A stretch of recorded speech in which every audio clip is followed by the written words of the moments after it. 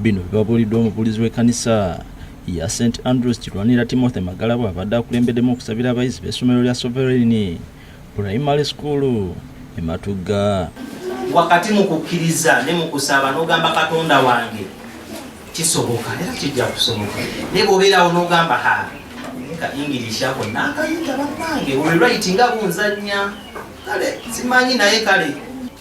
So ogenda ne faith n'okkiriza n'ogamba Mukama binasoma bibyo era nsaba olungamye onkulembere.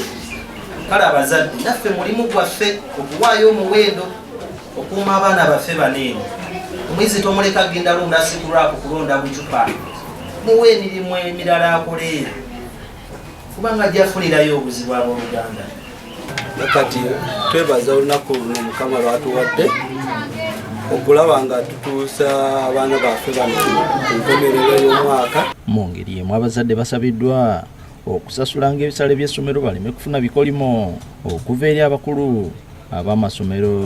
Bino byogeddwa Sheikh Muhamad bw'abadde akulembeddemu dduwa y'okusabira abayizi ku ssomero lya Sweet Valley Primary School e BOMBO DEGEYA nga bano bagenda kukola ebigezo byabwe ebya P7. Teri kisinga kubeera kizito mu duniya muno era abasajja bano basajja kyokola abafa naye kujja kuwangaala.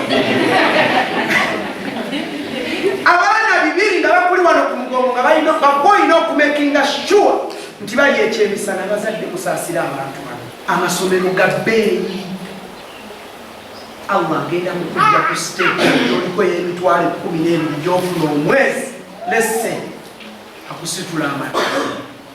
Akulira essomero lino Dr. Kimba Hamidi alambuludde ku biki bye basuubira mu bayizi omulundi guno. This time round tetukusuubira kubeerawo olw'ensonga nti tubategese bulungi, so omulundi guno tusuubira abayizi abasinga almost 8 ku 10 tubasuubira okuyitira mu grade esooka.